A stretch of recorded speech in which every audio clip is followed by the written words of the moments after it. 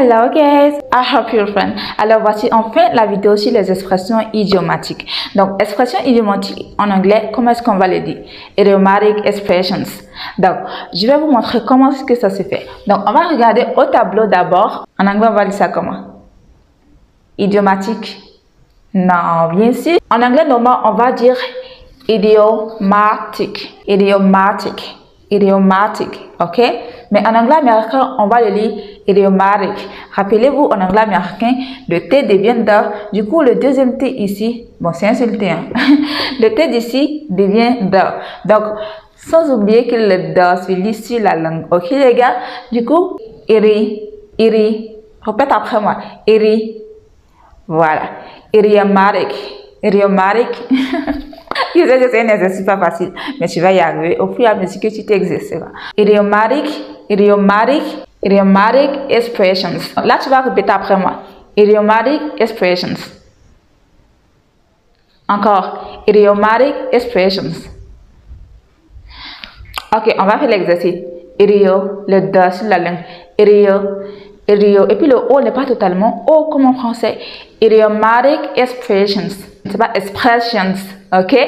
Faut pas lire le R comme en français, d'accord? Donc, tu vas t'exercer et au fur et à mesure, tu vas t'y habituer. Passons au point essentiel. Je vais vous montrer donc 5 expressions idiomatiques ici. Quelle chance vous avez d'avoir un professeur qui pense à vous. Bon, c'est qu'est-ce qu'on continue.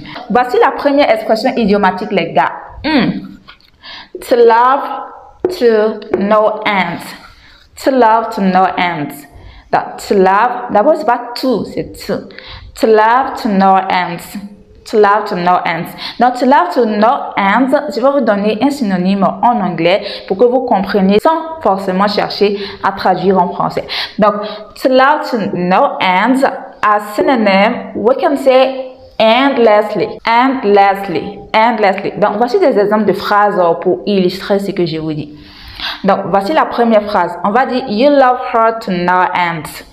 You love her to no end. Tu es un garçon chez ta copine et on veut te dire que non, si je vous dis là, vous allez vite. En anglais, il faut vous rappeler que avant de chercher à traduire en français, cherchez à tout prix à connaître le sens d'abord en anglais, ok? C'est comme ça que vous pourrez habituer votre cerveau à la langue, ok? Donc, you love her to no ends. Donc, ça, on parle de quelqu'un que tu aimes beaucoup. Quand on te voit avec elle, on remarque que tu l'aimes beaucoup, au fait. Donc, quelqu'un vient te faire la remarque pour dire, wow, I've noticed that you love her to no ends, right?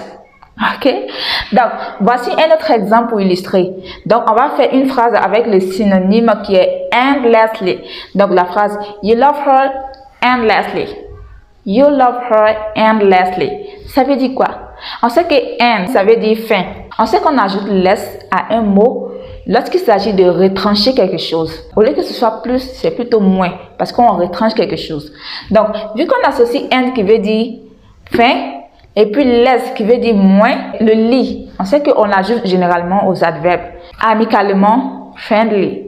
Faites vos propres recherches, c'est comme ça que vous allez passer, sans vous en rendre compte, un message puissant au cerveau que vous voulez vraiment maîtriser la langue. Première phrase, you love her to no end. Et deuxième phrase d'illustration, you love her endlessly. Sans fin. Ok? To love to no ends veut dire aimer sans fin. Mais attention, la véritable expression, c'est ça. To no ends. Donc, ce qui veut dire qu'on n'utilise pas cette expression uniquement avec le verbe love. On peut dire aussi, par exemple, you ignore him to no ends.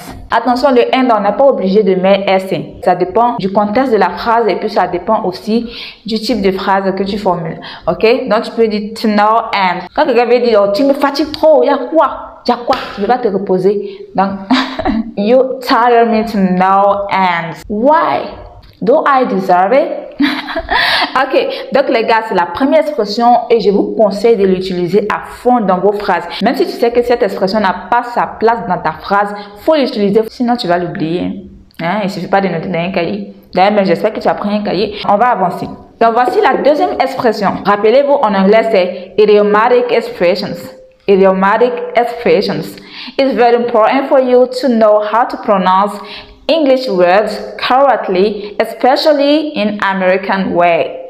Take care of you and see you next time. And please do not forget to share the video. Okay, share the video with your friends on WhatsApp groups, something like that. But share, like, and follow for more. Thank you.